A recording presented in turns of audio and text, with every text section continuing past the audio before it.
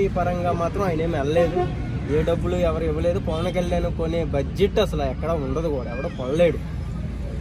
ఇప్పుడు పవన్ కళ్యాణ్ ఎంపీగా పోటీ చేస్తారంటున్నారు. ఎవరు? పవన్ కళ్యాణ్ ఎంపీగా కంటెస్ట్ చేస్తారంటున్నారు. ఎవరు చెప్పారు? మీడియాలో వచ్చింది కదా. ఏ మీడియా? మీడియా అంటే 100 మీడియాలు ఉన్నాయి, ఏ మీడియా?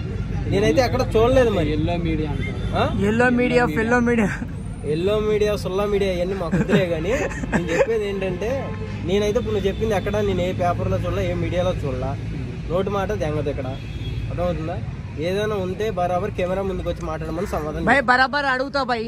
ఇప్పుడు పవన్ కళ్యాణ్ నిజంగా అంటే సింగిల్ గా రెబల్ గా ఈ ఏడు కాకపోయినా, ఈ సంవత్సరం, ఈ 5 ఏళ్ళు కాకపోయినా, ఇంకో 5 ఏళ్ళు కాకపోయినా, ఇంకొక 5 ఏళ్ళకైనా వస్తుండే కదా. ఎందుకు పొత్తు ఎందుకు, ఈ చుత్తు ఎందుకు మనకని? పొత్తు పెట్టుకుంటే వాళ్ళు మంచిదే కదా.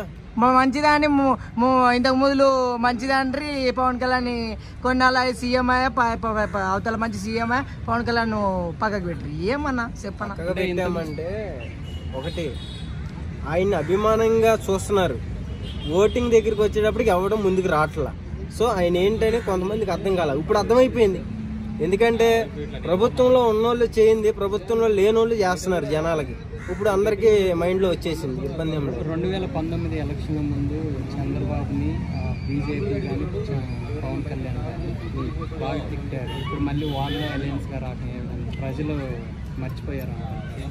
ప్రజలు మర్చిపోయారంటే, ఇప్పుడు అన్న నువ్వు ఒక షర్ట్ వేసుకుంటావు ఏంటి, ఇంకో షర్ట్ కొనుక్కొని వేసుకుంటావా, మళ్ళీ అదే షర్ట్ వేసుకుంటావా? చెప్పు, సమాధానం చెప్పు. దానికి దీనికి సమాధానం ఏంటన్నా? చెట్టుకి చినిపోతే ఇంకో కొత్త షర్ట్ కొనుక్కుంటారు. చెట్టు నచ్చకపోతే అన్ని సంబంధాలు రాజకీయాలకు ఉంటాయి, అర్థమైందా? రాజకీయం రౌడిజం ఒక్కటి కాదన్నట్ట, షెట్టిజం డైలాగిజం రెండు ఒకటి కాదు భయ్యా, ఒకటే. ఇంకా తెలుసుకోవాలి, నువ్వు ఫోన్ పెడతాం వల్ల కాదు, కొన్ని ఉంటాయి. అది